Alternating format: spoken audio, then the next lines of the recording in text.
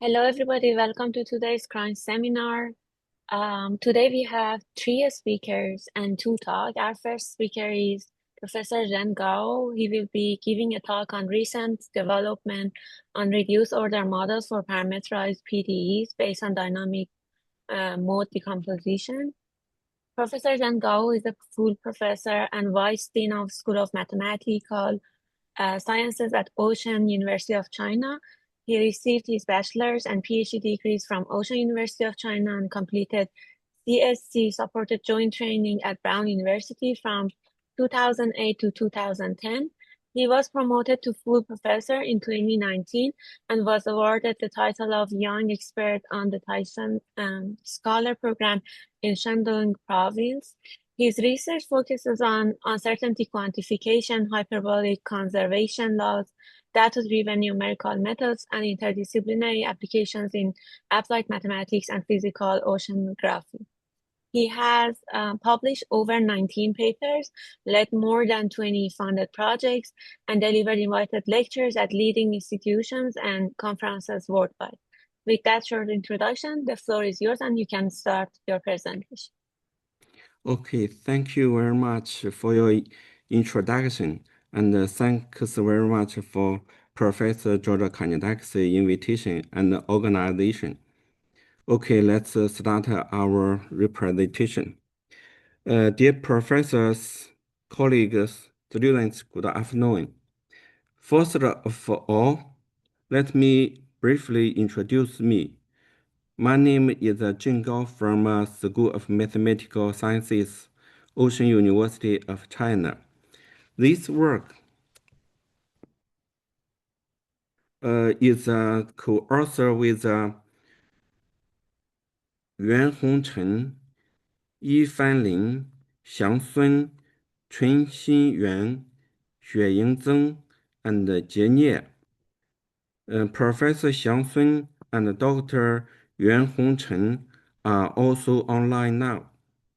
In this presentation, I'll cover four main parts: research background, problem statement, and related method review, proposed methods, and conclusions. Let me start with the research background. In modern engineering and scientific computing, numerous critical applications, including aerodynamic prediction for aerospace, thermal management, and cabin airflow simulation for automotive design, and heat transfer analysis for gas turbine blades in energy system, really heavily on high-fidelity numerical simulations of partial differential equations. However, we face a severe challenge, the computational bottleneck. For parameterized problem, real-time prediction, long-time evolution, and multi-scale optimization, traditional high-fidelity four-order solvers are computational unaffordable. Therefore, reduced order modeling in short run has become an efficient tool to overcome those drawbacks. The goal of ROM is to significantly reduce computational cost with acceptable accuracy loss, while preserving the main features of dynamical systems and efficiently lowering the complexity of solvers. A standard ROM framework consists of two stages. The first stage is offline stage. We collect high-dimensional nonlinear PDE data, extract low-dimensional structure via proper orthogonal decomposition, dynamic mode decomposition, or autoencoders, and build the reduced order model. This step is very computational expensive, but performed only once. The second stage is online stage. Given new parameters, we solve the low-dimensional model and rapidly reconstruct high-fidelity solutions. This step requires extremely low complexity and computational cost for real-time prediction. Current ROMs fall into two categories: equation-based intrusive ROMs and data-driven non-intrusive ROMs.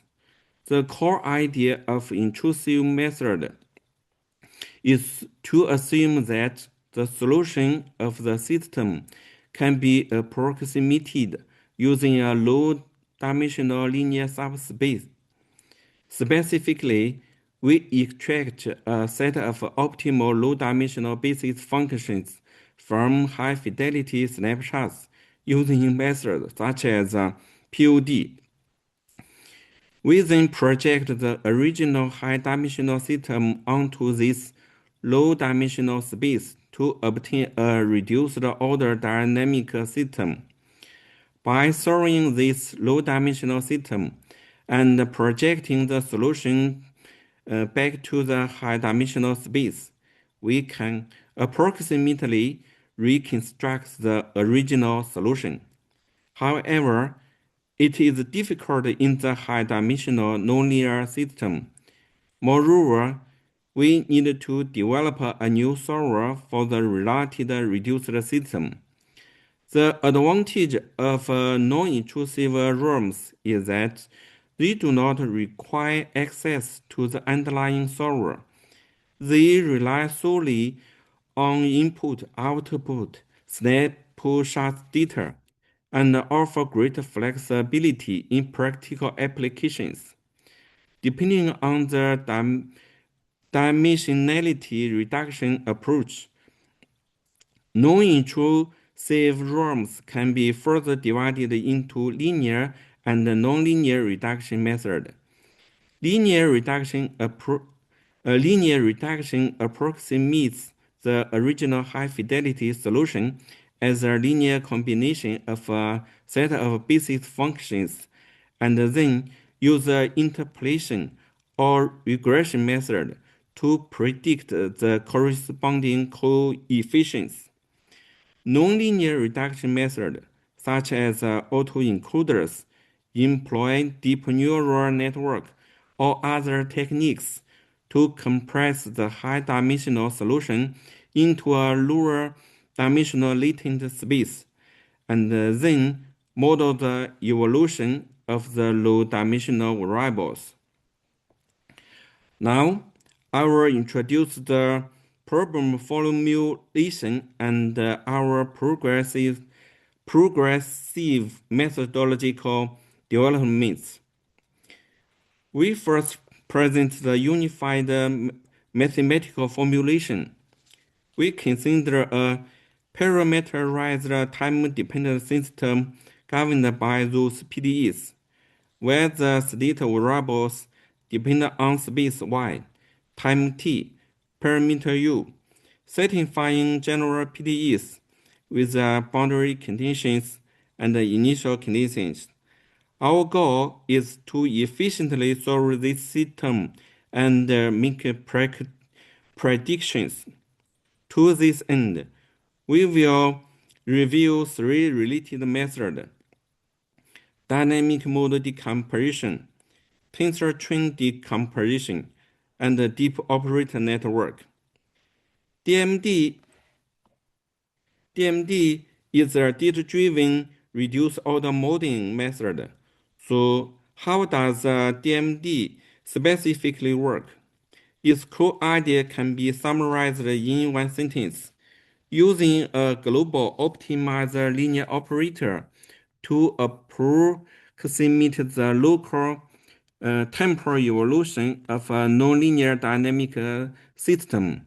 Specifically, suppose we obtain through experiments or numerical simulations a sequence of system snapshots sampled at a fixed time interval delta t.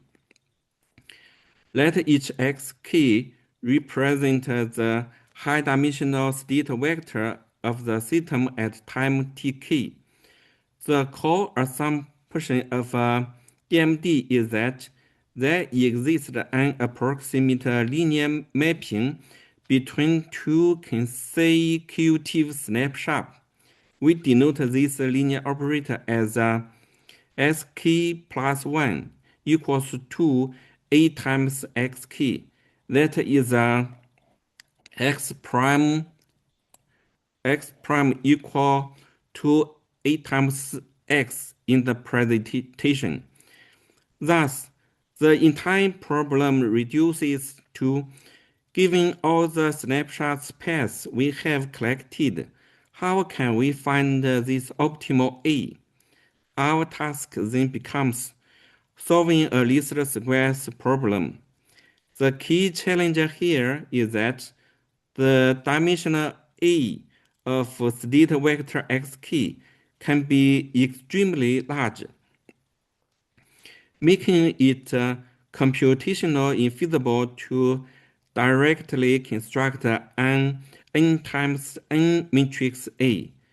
The brilliance of DMD lies in the fact that it does not explicitly construct A.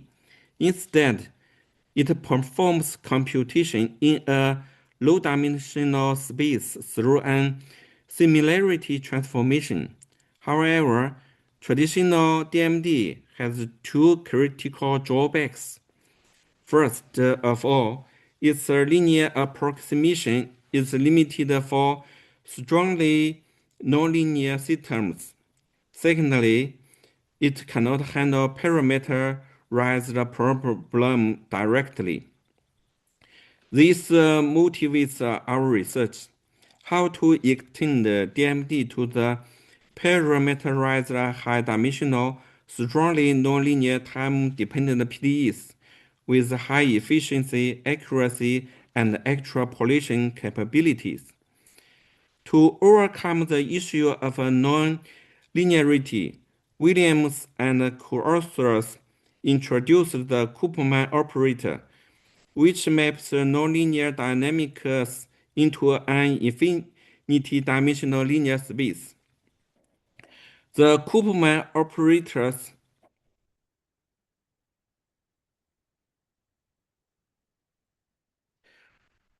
The Koopman operators does not act directly on the state space, but rather on the space of observable functions. Specifically, for any observable function g, the action of the Koopman operator key delta t is defined in this way. Here, f delta t is the flow map of the system, which advances the state x key to x key plus 1. As illustrated in this figure, in the state space, the evolution of the system may be nonlinear. However, through the Koopman operator, we leave the problem to the space of observable functions. In this infinite dimensional function space, the system evolution becomes linear. By mapping the problem to a higher dimensional space, we gain the convenience of linear evolution. DMD has become one of important tools in construction realms and been used in extensive fields. Various, various improved algorithms have been developed, such as multi-resolution DMD. It's for multi-resolution systems. High-order DMD for dynamic systems with general periodical or quasi-periodical problems. DMD with control and extended DMD.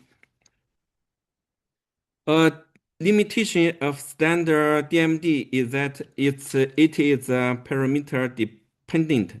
What does this mean? It means that for given parameter, we need to build a dedicated DMD model using a data specific to that parameter. Once the parameter changes, the model must be rebuilt. Therefore, our goal is to extend the DMD to the parametric problem, enable it to handle continuously varying parameters. So, how do we solve this problem? The answer lies in the kinetics neighbors algorithm. The principle of a kin is very simple. Given a, given a new sample, uh, we find the key points in the training set that are closest to it in terms of distance, and then use the weighted average of the values of these key neighbors as the predicted value for the new sample. This is a typical simple learning method that does not require any explicit training process. The kin algorithm itself embodies a natural parameter interpolation concept, which is easy to implement and also convenient for understanding and debugging. Other interpolation or regression method can be employed here too. After introduction, the methodology of kin DMD is in the previous section. We will now validate its practical performance through three numerical examples. The one-dimensional heat conduction equation, Braggs equation, and the two-dimensional Navier-Stokes equations. Their complexity increases progressively, allowing a comprehensive evaluation of kin DMD on different types of problems. First of all, let's consider the one-dimensional heat conduction equation. The parameter A here is the thermal diffusivity coefficient, uniformly, uniformly distributed in the interval from 1 to 5. The training time interval is from 0 to 0.04, and the test time interval is from 0.04 to 0.1. For each parameter, we use a finite difference method to generate high-fidelity solutions as reference solutions. We compare three methods: kin DMD, standard DMD, and PDNN. PDNN is also called a reduced basis method in other papers. It is usually constructed by PUD combined with the artificial neural network. The left and right figures in the presentation show the average relative errors of the three methods over all test parameters within the training time interval and the test time interval. From the left figure, we can observe that three methods behave similar. However, from the right figure, the error of PUDNN increases sharply. This is the extrapolation dilemma of a purely data-driven method. Once beyond the training time range, they fail. In contrast, kin DMD and DMD behave very differently. Their errors in the test interval are roughly the same as those in the training interval, still maintaining around a lower level of 10 to power minus 3. This demonstrates that DMD type method possess a greater temporal extrapolation capability, which is fully inherited by kin DMD.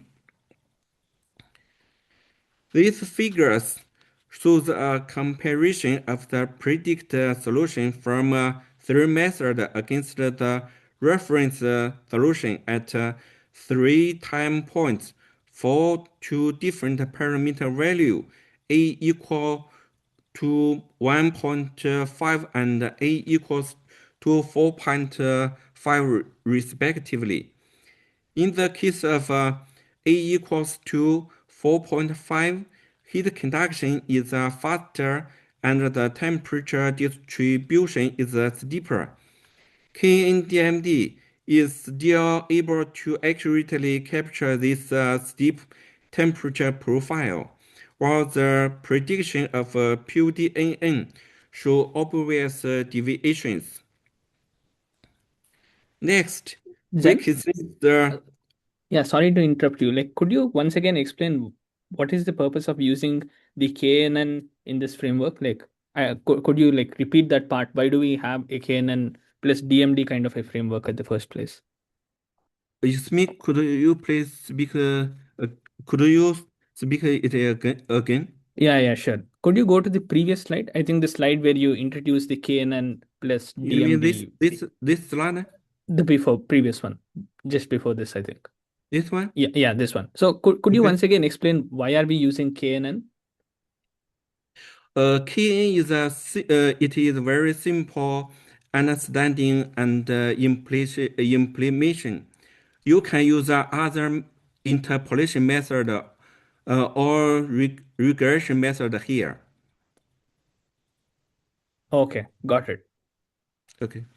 Thanks. Yeah. So you're using KNN only for generating the low fidelity solution. Is that what you mean? Uh, once we obtain reduce the solution generated by DNA under uh, exist parameters, and then we can use KN to generate the new solution for the new parameter. Could you understand? I didn't quite follow. So, like, for example, let's say you have the data samples, right? And then where Mm-hmm. does the KNN come into the picture? If you could like explain the pipeline again. Mhm. Uh, we can use existing data to construct DMD. Then, for a given new parameter, mu star, we would like to generate a solution corresponding to the new star. So Okay. we can use a key-in algorithm to find key nearest neighbors closest to the new parameter mu star. Then we can use the corresponding DMD reconstruct solution to construct the reduced solution. Okay. Got it. Got it. Thank you. Okay, you are welcome. Thanks very much for your Excuse me, can I also ask you can I also ask you a question? sure. Can you go to the next slide? Mm-hmm. Alessandro, can you introduce yourself? Yeah, sorry, I'm Alessandro Alla from Rome. Okay, nice to meet you. Nice to meet you. Mm. What is U in the model? You mean the parameter? No, no. So here you have an it equation and then you have U1T. What is that? I use the parameter A here is U I just mentioned is a parameter. Sorry again, what is U? Uh, Actually, the parameter A here is U I mentioned. I'm not sure to follow because A is your parameter, right? But U is a function. I just said for as for the I use notations. I use U to um, uh, I use U to express the parameter here. No, Jen, I think it's in the boundary conditions. Check your boundary conditions. Go back to the other slide. Okay. check your boundary conditions.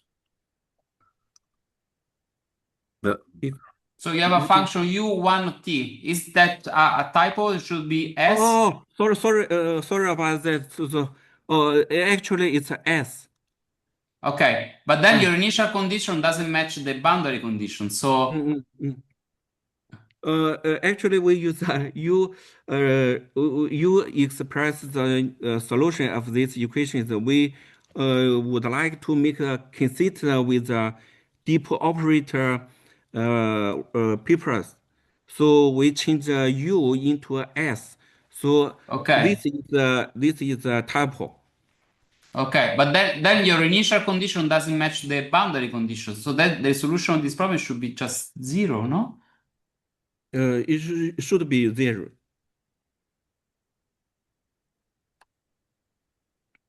Okay. Mm, Okay. Thank you. okay. You are welcome. Okay. Let's go back to this slide.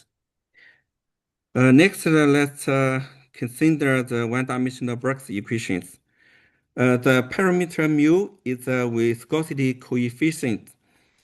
Taking values in the range from 1 to 3. When mu is small, the equation demonstrates strongly nonlinear characteristics. The training time interval is from 0 to 0.2, and the test time interval is from 0.6 to 1. The left part of the figure in the presentation compares the prediction errors of a different method for different parameters. The middle panel shows the solution curve predicted by K in DMD, and the right panel shows the solution curves predicted by PDEs. From the left figures, it can be seen that DMD only achieves the smallest error, followed by K in DMD, with the PDEs having the largest error.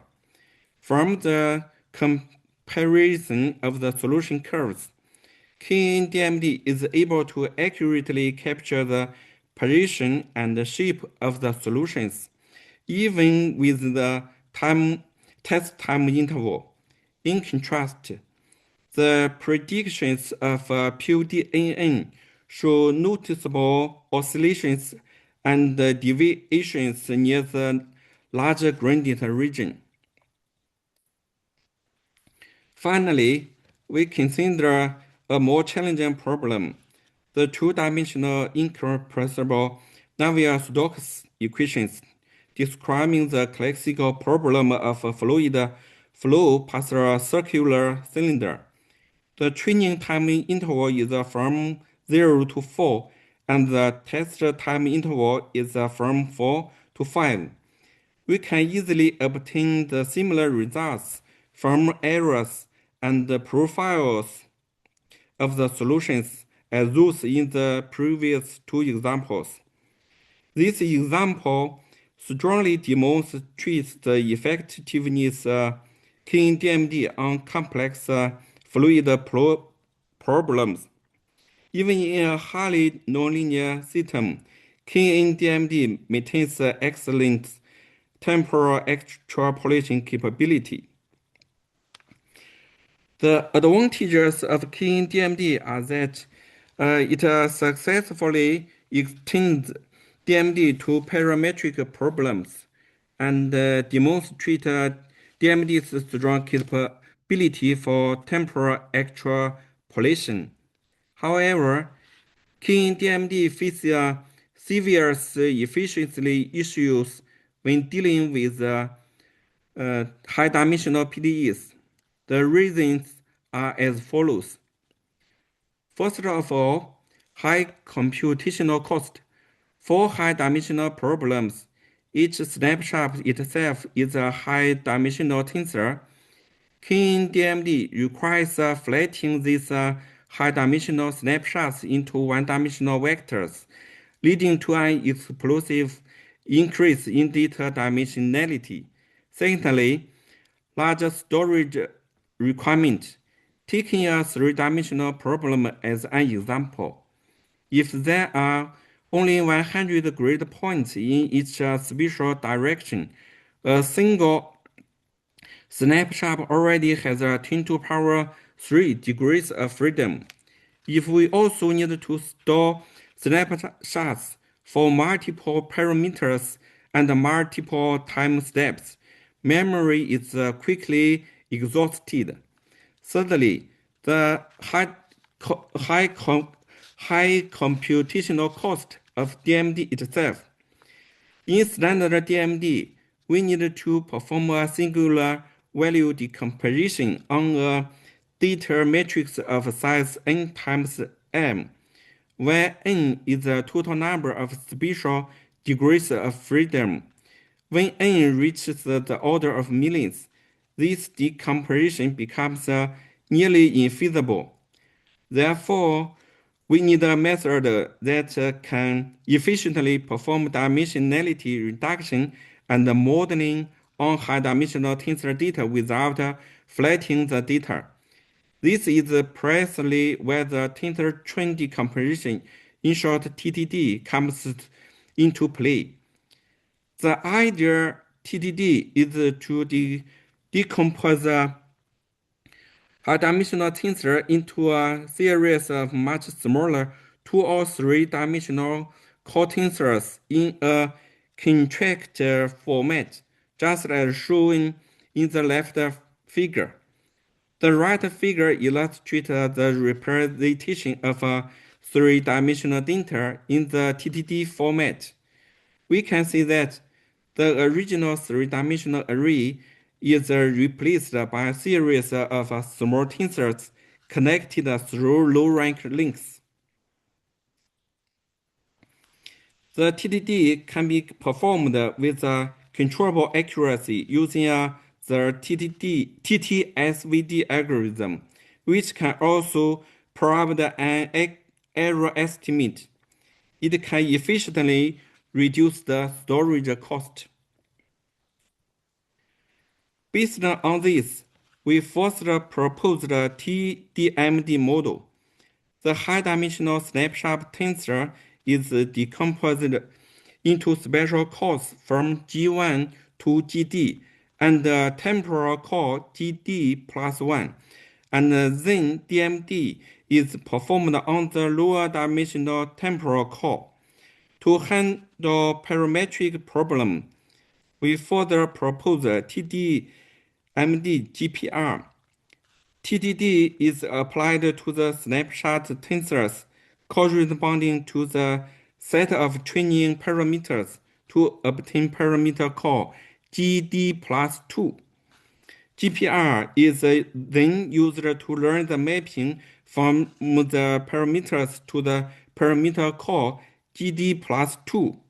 For new parameters U star, the parameter call G star D plus 2 is first predicted by GPR, and then the full solution is reconstructed by combining the spatial calls with the temporal call predicted by DMD. Error analysis shows that the total error can be decomposed into TDD, GPR, and DMD errors. From the analysis of complexity, we also find that three methods demonstrate the similar complexity. It is our next goal to reduce the computational complexity. Furthermore, we also employed an incremental SVD sampling method, which can significantly reduce the number of snapshots required for training and further improve efficiency. The two key elements in ISVD method are G and epsilon. G measures the orthogonal distance between the new snapshot and the existing SVD space. The larger this value, the more worthwhile it is to retain the new snapshot. The user tunable parameter epsilon controls the number of sampling. The smaller epsilon is, the more sampling points. The larger epsilon is, the less sampling points. We validated the effectiveness of the ISVD sampling method using the classical two-dimensional Navier-Stokes equations. The above graphs show the variation of the sampling points with the various epsilon, as well as the errors and the different snapshot counts. As shown in the left figure in the lower row, TDMD ISVD with 215 sampling points performs remarkable well.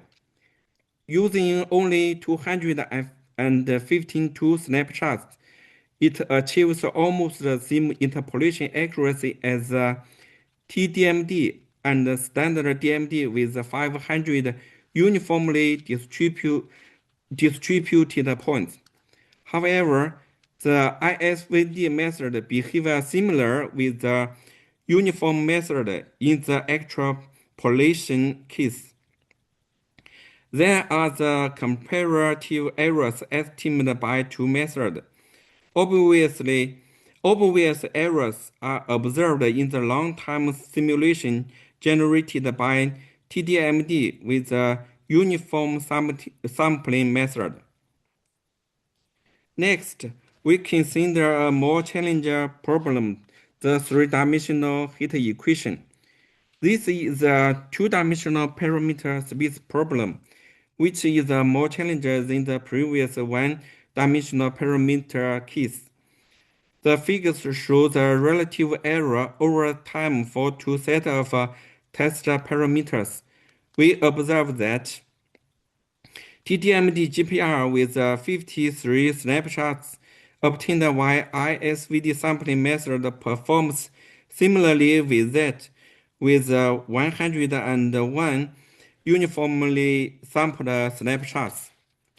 Those figures show that the ISVD 15.3 maintains the lowest error level, indicating that ISVD sampling method not only improves the interpolation accuracy, but also effectively enhances the model's extrapolation capability.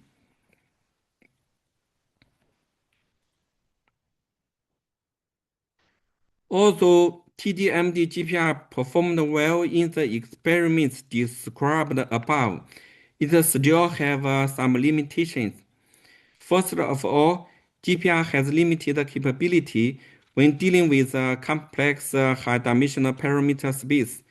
When the input function space is highly complex, for example, random field images, choosing an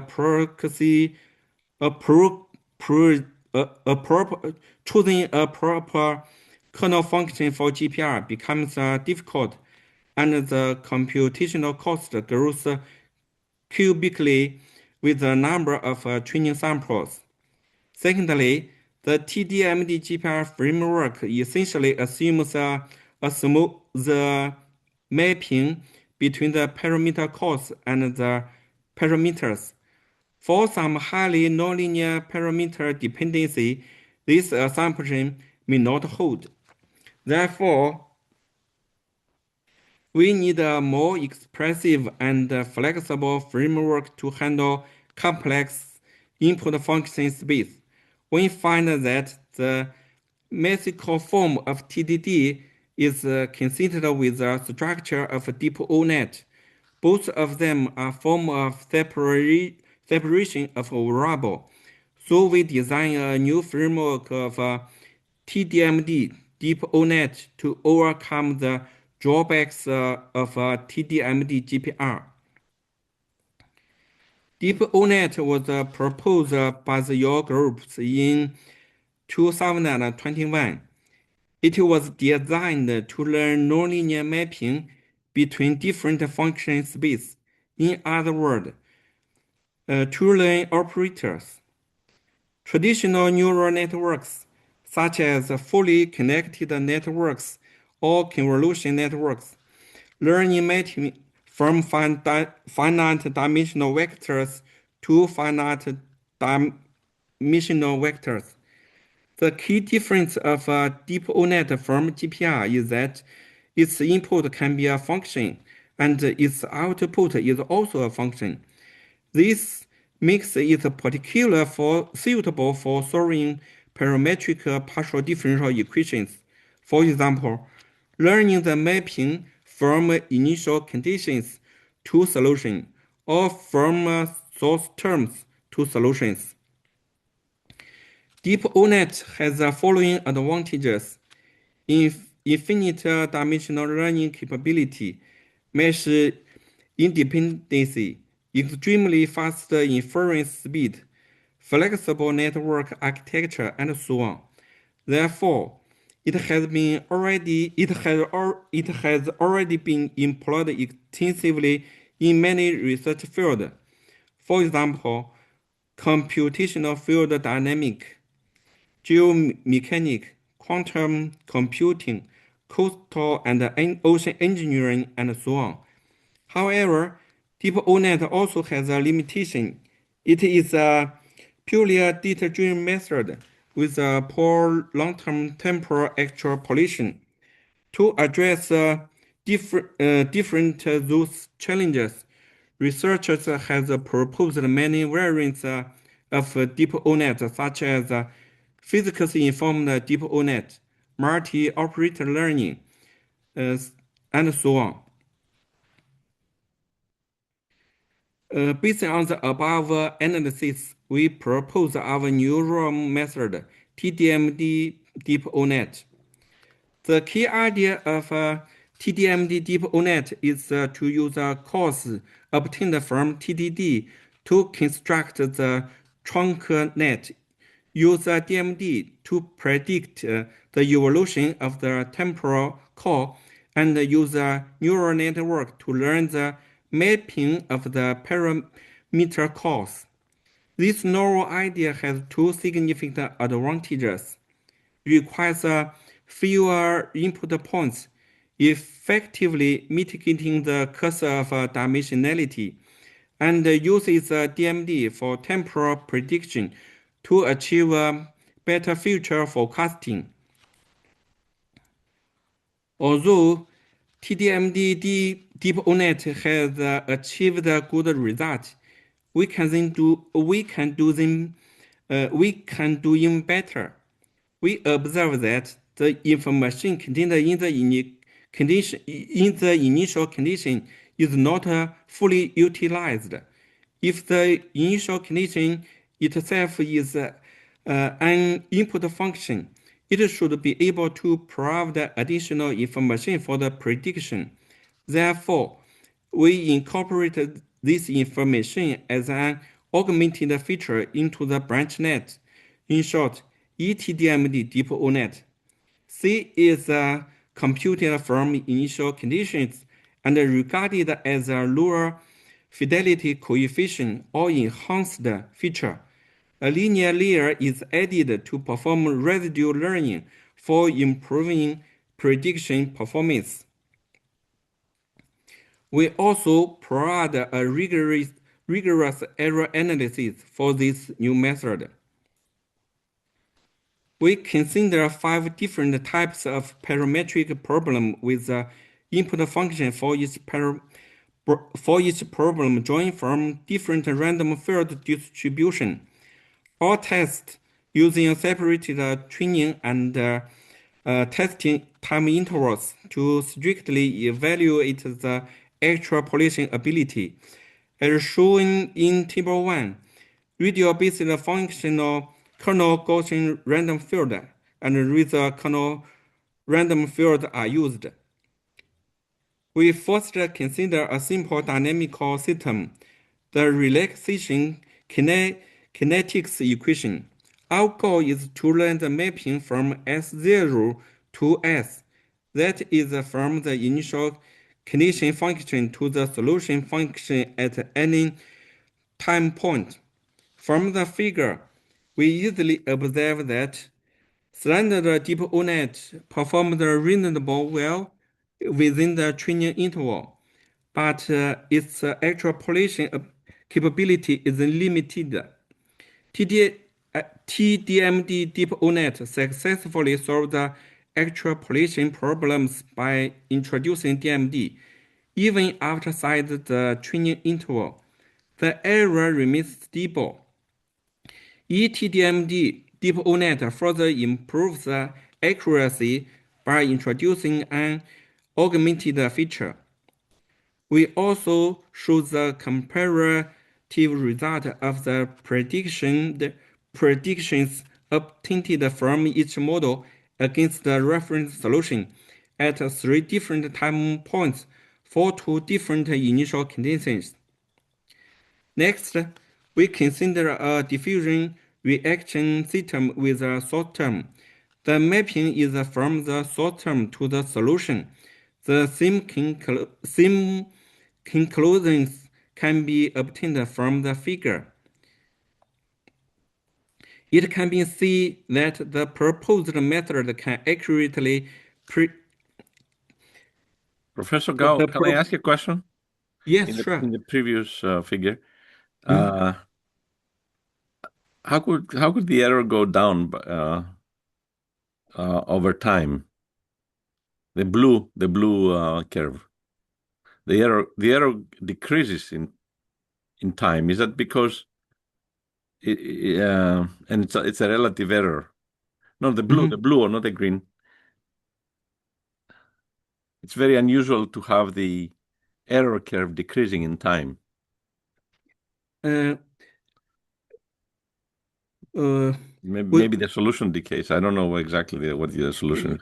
It is a good question. We also tested this problem for a long time.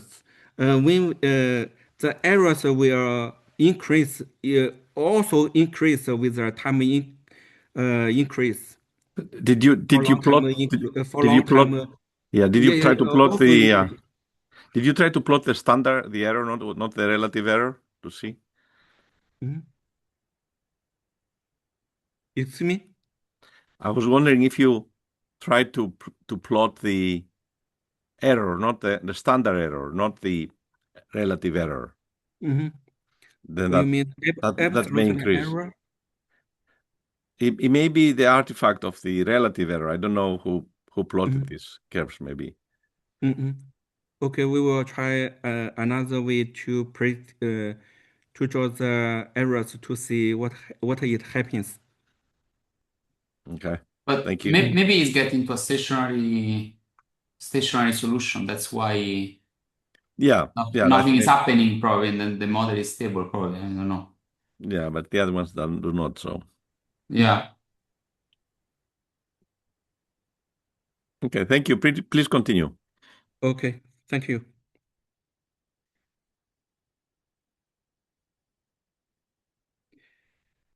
Okay, let's get back to the differential reaction system with a short term.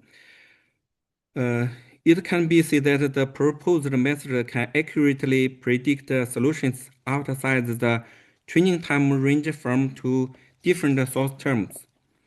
We also conducted the numerical test on the one-dimensional Brooks equations and the 2-dimensional Brewster-Litter diffusion reaction system and the Navier-Stokes equation in the vorticity velocity form. The same conclusion can be obtained from the figures. Finally, I will summarize the presentation. We propose a neural method, TDMD Deep O-net, which is a novel neural operator framework integrates ROM, TDD, and DMD, providing a unified solution for the parametric time-dependent PDE. We reveal the structure consistency between TDD and Deep O-net using a tensor course to optimize the network structure and improve interpretability. DMD is introduced to address the failure to predict solutions outside the training time domain of deep ONet. ETDMD deep ONet further enhances accuracy and stability while initial condition augmentation and residual learning. Our group's 4 papers are the basic materials of this presentation. You can find more numerical results and reference in those papers. Furthermore, here are several other papers using deep ONet, DMD, and PINs. Just as I told you before, our group got many novel ideas from your group. Thanks very much in advance. For example, we employ the physics-informed deep ONet to reconstruct the three-dimensional interior density field from the surface using a data computed by the ocean model or observed data. Furthermore, a coordinate transformation was used to mitigate the singularity of solution in the advection-dominated problem and hyperbolic conservation laws. Then, pins or DMD can be used to recover the solution. Okay, thanks very much for your attention and welcome for discussion and comments. Thank you so much for your great talk. Now we open the floor for questions. Do we have any questions for the speaker? I actually have one, if you don't mind. Yes, but Okay, can go you, ahead. yeah, go ahead. So one question is that most of your examples are very diffusive. The parameters are always very diffusive. So the problem is very regular. Have you tried your approach with less diffusivity in your models? Excuse me, can you say that again? Yeah, I mean, for instance, when you talk about the heat equation, your diffusion parameter was from 1 to 5. Very diffusive. Okay? Yes. But also yes. later on, all your problems were very diffusive. So my question is, have you tried your approach without this high diffusivity in the models? Yes, we also conduct other problems in our papers. We test several. We just only show several representative example in the presentation. Okay, but are all of them with the large diffusion or not? With the diffusion? Is it a large number, the diffusion, or it's low? I mean, it's a small diffusion. We test. We test the A. We choose the A from 1 to 5. Tested several from these figures. We test many cases diffusing. Okay. This is the x. The x-axis is a value of diffusion. Okay. Thank you. You are welcome. Do we have any other? Yes, Rutvik. Yeah. Hi, Zhen. I'm Rutvik. I'm a Hi. first-year PhD student from Brown. Mhm. I had one question to this, like corresponding to this KNN DMD framework that you were presenting.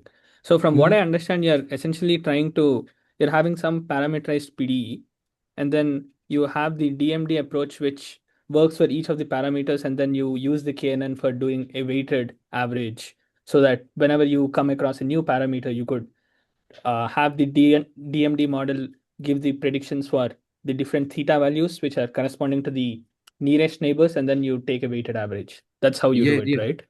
yes, yeah. Got it. Okay, so Mm. one natural question that would arise then is like, what if you try to look at problems where the parameters are outside the distribution? Like, let's say you trained it on 1 to 5, and then you want to check for the diffusion coefficient being equals to 7, or probably let's say 10, something which is quite different from what you're training on. Then wouldn't that like cause an issue? Because like, how do you take a weighted average in that sense? Because you're no longer interpolating, you're moving outside the distribution. Yes, it is a very good question. We are also consider it. You can use this method. King DMD can give you a solution, but we also we all, we but the solution is not good as is not good as that in the inter intervals. Right. Well, Yeah. what do you think would be a natural approach to like probably extend it? Like what could be another way? Because KNN, I understand that it would do very well when you're working within the training distribution or within the samples that you have already exposed to the model during training, right? Yeah, sure. You can use the other interpolation method uh, pro, uh, or other, for example, the manifold flow Mm-hmm. method to reconstruct the new solution. I see. Okay. Mm, Okay. mm. Thank you. You're welcome. Yeah, thank you. The next one is Camel. Yeah. Hi, And also, okay, yes, go please. ahead. Yeah. Hi, thank you for a nice presentation and talk. What Rituk has asked, I have a similar question. Instead of like in space, how much time ahead I can predict? Any correlation with that? Excuse me? Like in time, like so if I train for only from 0 second to 10 second, in time, how much extension I can go? It's dependent on the problems. For example, for heat equations, we can only the training time interval is only from 0 to 0.04, but the prediction domain can be from 0.04 to 1.1. But it's very short. But the predicted capability is limited in the complex Navier-Stokes equations. Yeah. It's Uh, dependent on the problems. okay. Okay. Actually, I was looking at the paper. The code is released. If I like to try it actually. Excuse me? The code is released. If the code is released, Is the code free, open? Okay. No, he's asking Professor Gao. He's asking if the code is the code that you used, if it's free for others to use it. Yes. If you if yeah, we can share the code with you if you need it. okay. Thank you. Yeah. You can email me Yeah. directly. Yeah. Okay, next one is Sasha. Uh, Hi, as Professor folder Gao. A. Thanks for the talk. My name is Sasha Ransdell. I'm a postdoc with George at Brown University. I had a question about the conceptual construction of your TDMD version of DeepNet. In particular, my understanding is that you decompose the time evolution Koopman operator and the spatial part as a tensor train decomposition, and the rest as usual. This I didn't quite understand why you do it like this, because intuitively, my intuition would have been that to use the tensor train decomposition for the branch part rather than for the spatial part, because you're implicitly assuming a decomposable structure of the spatial part. I think for the examples that you showed, that's fine. So the question really is a tensor decomposition or tensor train for the left part for the U Why not a tensor train for the U instead of for Y, or why not both? We use a TTD. We use a TTD to decompose the available data into a spatial path from GT to the GD plus 1. And DMD is a user temporal prediction. As for the parameter we use in the branch net, we would like to predict new parameters. If we giving a new parameter U star, we can generate we can use a branch net to predict can predict a new solution. And would it make sense to the U to model the U as a tensor train? So here you have a CNN or RNN or whatever. Would it make sense to model this part also as a tensor train?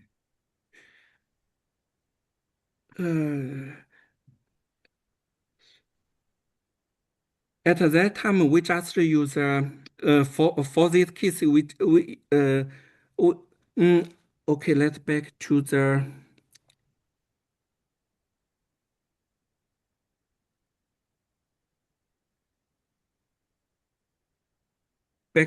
here. From G1 to GD are the special course. GD plus 1. GD plus 1 is a parameter. GD plus 2 is a parameter. GD plus 1 is a temporal. GD plus 2 is a parameter. We change the way in the deep ONet.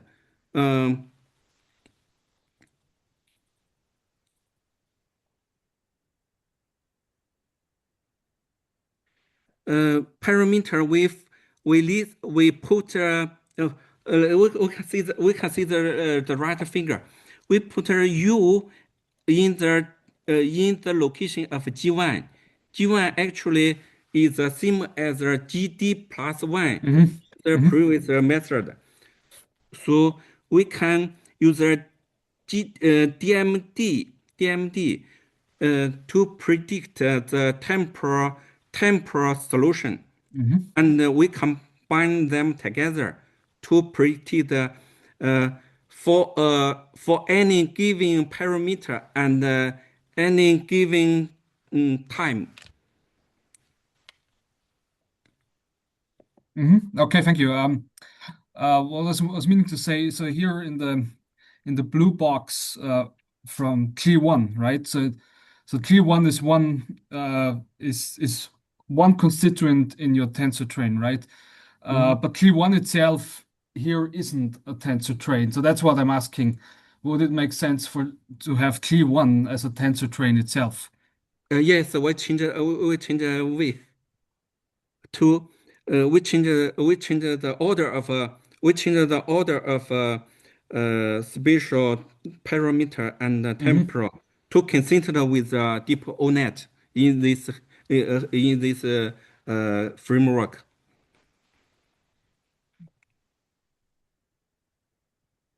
Okay, thank you. You're welcome. Take the last question if we have any.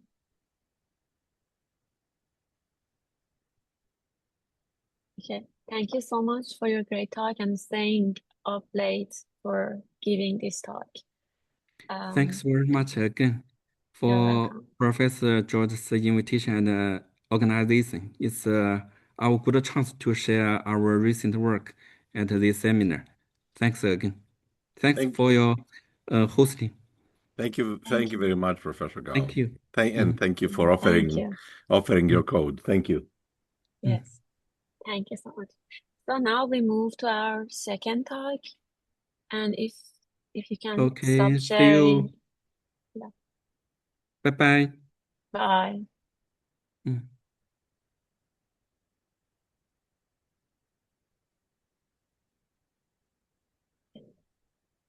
Um, I think our second speakers are here. Yes. Who is sharing? We Hello. cannot hear you. Yeah. Hi. Okay. You're both together, right? Okay. Mhm. Great. Our second speakers are Josh Lipman and Amitish Sivaraman Jayaraman. They will be giving a talk on neural network chemical kinetics for gas phase detonation simulation. Josh Lipman is a second-year PhD student working in the nanoenergy lab at Stanford University.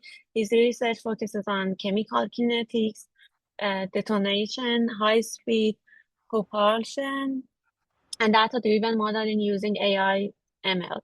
He is supported by the NSF Graduate Fellowship, and he previously completed his undergrad degree in mechanical engineering with a minor in computer science at the University of Illinois Urbana-Champaign. And Amitesh Jayaraman is a postdoctoral researcher at the Nanoenergy Lab at Stanford University under Professor Hai Wang. He received his PhD in mechanical engineering in 2025 from Stanford University on transport phenomena in carbon nanomaterials, where he was awarded Stanford Graduate Fellowship. His research focuses on molecular and quantum transport, non-equilibrium, and molecular phenomena in detonation. He previously completed his bachelor's at the National University of Singapore. With that short introduction, the floor is yours and you can start your presentation. Thank you so much. And thank you so much for the invitation. So today's talk will be focused on neural network chemical kinetics for gas phase detonation simulations. And the talk today will be divided into two parts. The first part is going to focus more on the physics of detonation, really the fundamental complex interplay between very highly exothermic reactions and very fast hypersonic fluid flow. And that really motivates why we need to have very accurate simulations in order to resolve the wide range of scales that we observe in detonation simulations. And that will be motivated in the first half. And the second part will be given by my colleague Josh Lipman, who will be focusing more on how we actually simulate detonations numerically and what are the challenges involved in actually scaling to device relevant configurations and geometries, and also how we can use neural network and machine learning techniques both in the chemical kinetics as well as hydrodynamics in order to bridge that gap between the very microscopic physics and nonlinear physics all the way up to applications. So with that, I would like to first talk about really what is a detonation and how can that be useful for us. So we know currently, although we have a whole focus on really trying to have a diversified energy portfolio, most of our energy supply in the United States, at least, comes from some kind of combustion process, almost more than 80% of the energy, in fact. So a combustion process, broadly speaking, is a method of really converting chemical energy stored in a hydrocarbon fuel to thermal energy. So we have a hydrocarbon fuel or any kind of fuel reacting with an oxidizer to release a tremendous amount of heat. And this heat can be used for a variety of different purposes. For example, you can use it to generate electricity in a lot of these power generation devices, like power plants, or you can use it to generate thrust, for example, in a propulsion device, for example, a jet engine or a high-speed aircraft. And typically, most of the appliances or most of the devices that use combustion, all these energy devices, typically use a mode of combustion known as a flame or a fire. And this is a fairly very something that we've all seen, for example, in candle flames, but it's the same idea that's used all the way in jet engines and gas turbine engines in general. So we have some flame that's burning a fuel, and we create hot gas that is expanded, and that generates thrust, or that is used to do work in different applications. That said, this is not the only type of combustion mode that's available. In fact, there is another cousin of a flame, which is essentially a supersonic version of a flame, known as the detonation. And we might have seen detonations in fairly destructive examples. For example, this case of an explosion in Beirut, where we see a very strong shock wave that nearly destroys everything in its path, which is followed by this strong reaction wave. So very immediately we see that compared to flames and compared to these low-speed combustion, detonation involves a lot of power and essentially very high-speed combustion, extreme states, extreme fluid mechanics, which has to be accounted for. Given the complexity of detonations and really the extreme events that really surround detonations, only recently has a detonation been used in applications. And therefore, it's one of the most challenging fluid mechanical phenomena to control. So what is a detonation? Detonation is essentially a hypersonic shock wave that is coupled with a combustion process. So we have very strong shock waves that are propagating in the orders of a few kilometers per second, which is substantially faster than the sound speed, which is again 300 meters per second. So we have a wave that's propagating 5 times faster than the sound speed. And this is again 4 orders of magnitude faster than what we would expect for the fastest flame that we have, about 30 centimeters per second, for example. This immediately tells us that the amount of power that we can essentially extract from detonation is significantly larger than that from flames. And therefore, that really gives us a lot of way to actually think about now exploring new forms of combustion in a variety of different applications where we can exploit the extreme violent combustion associated with detonations for something useful. And one important characteristic of a detonation is that it's always accompanied by a shock wave. You have a shock that essentially compresses the gas, and you have an increase in pressure. So a shock wave increases the pressure by about a factor of 40 or more, and that effectively allows you to do high pressure combustion. And from thermodynamics, we know that high pressure combustion is actually more efficient thermodynamically than low pressure combustion. So what we would expect is these are examples of 2 thermodynamic cycles. The black line represents what's known as the Brayton cycle, which is usually the cycle used in gas turbine engines, where we have constant pressure heat addition and up to a certain temperature. On the other hand, a detonation involves constant volume, nearly constant volume heat addition, where we have an increase in the pressure, and this tends to be thermodynamically more efficient. We can also think of detonations and deflagrations as 2 possible solutions for a given reacting flow problem. So let's say we start off with a certain gas, quiescent gas, non-reacted yet, at a given pressure and volume. Once we start having reactions and all these, once you have reactions, by the conservation of mass, momentum, and energy, we essentially have 2 possible solutions, the 2 branches of this reactive wave solution. The first solution is the deflagration or the flame solution, which is what we are usually familiar with, where it's really marked by the fact that we have nearly constant pressure combustion, but we have a large amount of expansion that takes place. So the burnt gas, once you burn the gas that is passing through the flame, it expands significantly. It's of a significantly lower density than that of the unburnt gas. On the other hand, with detonations, we see that the volume change is actually very small. However, we see a very significant pressure increase through the shock compression process. So immediately on the thermodynamic landscape, it's a very different type of combustion, which tends to be more efficient than deflagration. And this pressure gain that we have with detonations can be exploited in a variety of applications. Notably, the most one of the most recent applications of detonations is in what's known as a rotating detonation engine, which is one form of an engine that's used to either use detonations for thrust or for stationary power generation. And it's even been demonstrated by the Japanese, where they essentially used the RDE, rotating detonation engine, in a rocket system. So now with the advent of with the advent of growing interest in terms of using detonations for these kinds of new, novel, futuristic engine designs, we want to understand how do we actually understand detonations in these environments, how do we control these detonations, and how do we really understand the structure of these detonations, and what are the factors that are relevant in modeling these detonations in these devices and device-relevant conditions. So if we want to now understand detonation, we need to step back a bit, try to first understand the fundamental physics that really governs these phenomena. So we can start off with a very simple model or a simple theory for detonation. And this is what's known as the ZND, Zeldovich, von Neumann, and Doring theory for detonation structure, which was developed way back during the Manhattan Project era. And the idea here is that detonation can be thought of really this coupled shock, compression, and reaction process. So in a one-dimensional setting, very simplistic setting, we have a detonation that's really composed of a shock, which compresses the gas, raising the temperature to very, very high temperature and pressure. And then you have this induction period where even though the gas is compressed and very hot, it still requires some time before which reactions can take place. So chemical reactions are never instantaneous. They require some time, in the order of a few microseconds, before which they actually kick in and you get ignition.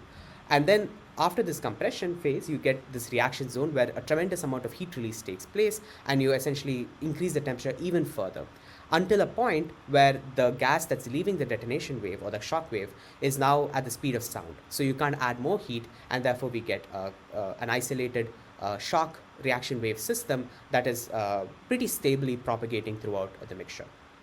And all this can be understood from just looking at mass momentum and energy conservation in one-dimensional, very simplified scenario. One thing that does come out from this analysis, which is in fact has been shown experimentally to be true as well, is that the wave speed of the detonation is pretty much determined by thermodynamics. The detonation moves at a speed known as the Chapman-Jouguet speed, which is typically in the order of 1,000 to 2,000 meters per second. And this speed of the wave propagation is fully determined by how much energy you can release behind the shock wave. So this very one-dimensional analysis is very useful because it tells us what are the key players or the key physics that really contributes to the detonation propagation. One is the fluid mechanics associated with shocks, and the second is the chemistry associated with heat release at the reaction zone.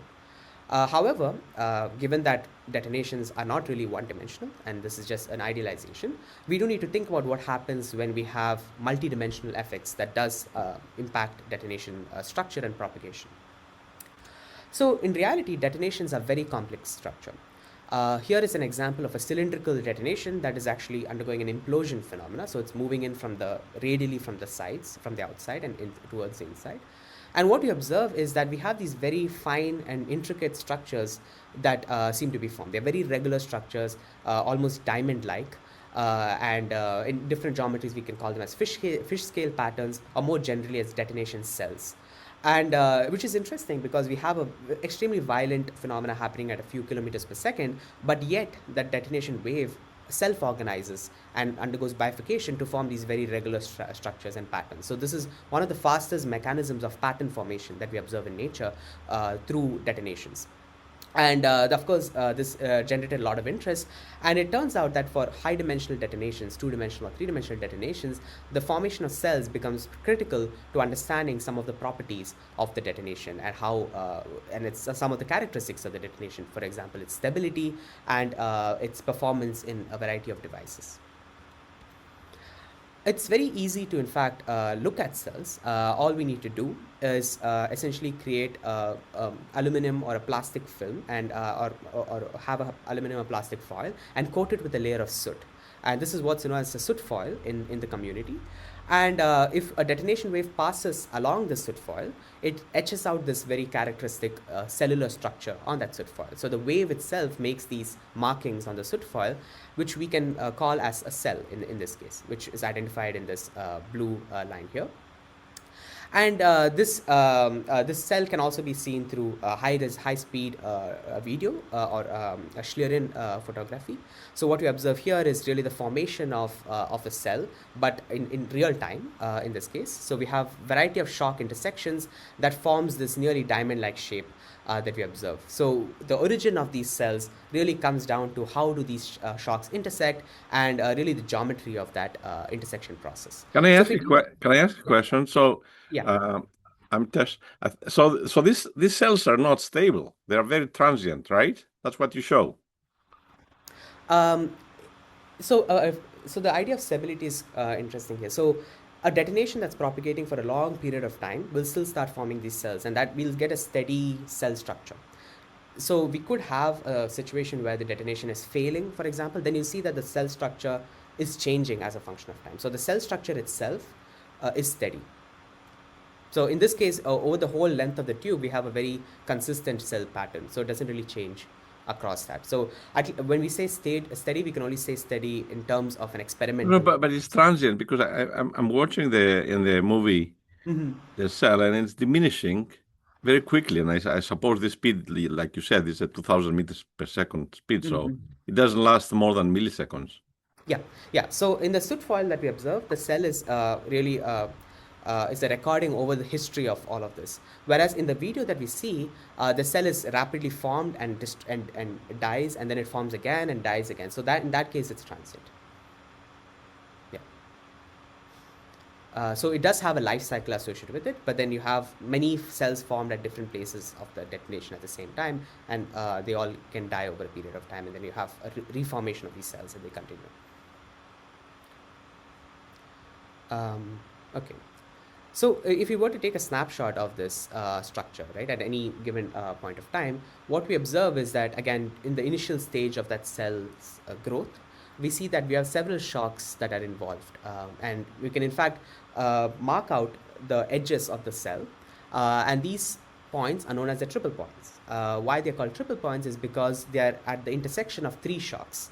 Primarily the transverse wave, which is really the wave that's essentially almost perpendicular to the direction of detonation wave propagation. So it's moving up and down. And then you have a mark stem, which is this bulging, nearly bulging wave here, which is moving again from left to right. And it's really the strongest shock in this structure. And you also have the incident shock, which is on top, which is also moving from left to right, but it's a slightly weaker shock than the mark stem. And what we see as a cell here is really the trajectory of the triple points. So as if we were to follow a single triple point as it moves along the detonation, we would see that it goes, starts going up and goes down, and that marking is what we observe on the soot foil over a long period of time as a cell. So what we observe as cells are really the motion of the triple points itself. And that's what we infer from soot foils, but from high resolution video, we can actually start looking at the detailed trajectories of these triple points that in fact form the boundaries of the cells. Amitesh, I have another question. So are there any CFD codes, high fidelity CFD codes that can resolve this in time and show similarities? Oh yeah. There are and we will talk about that as well. There is code available. For example, there's one developed in Yukon called Athena RFX, and the Pele C, which is another CFD code, compressible flow and reactive flow code. So they all can capture characteristic features of the detonation, for example, the cell. But there are issues in terms of, there are, in some cases, they don't really capture the right cell size, and that's still an open problem as to why, let's say, the cell size of the detonation is not perfectly captured by some simulations. They do capture it in some conditions, but not in all. So, and we will actually talk more about why that might be the case and how we can actually do to resolve those issues. Yeah. Thanks. So what we just showed is that a detonation has scales at or has physics that operates at several length scales. So what we saw are shock intersections, which involve structures that are essentially hundreds of nanometers in size. So they're really, really small structures. And we see fluid mechanics phenomena, which I'll talk about in more detail, involving what's known as high-speed jetting, which are slightly slightly larger length scale and time scale. And we also have chemical phenomena related to the induction length and location of heat release, which occurs at an even larger time scale and length scale, usually in the order of millimeters or microsecond time scales. And then we have the macroscopic cell structure that we observe in soot foils or in each of these videos. And finally, we have the device relevant structures and the device relevant length scales, which are meters or any kind of steady operation requires a few seconds of time for detonation propagation if you want to really assess stability and performance of these devices.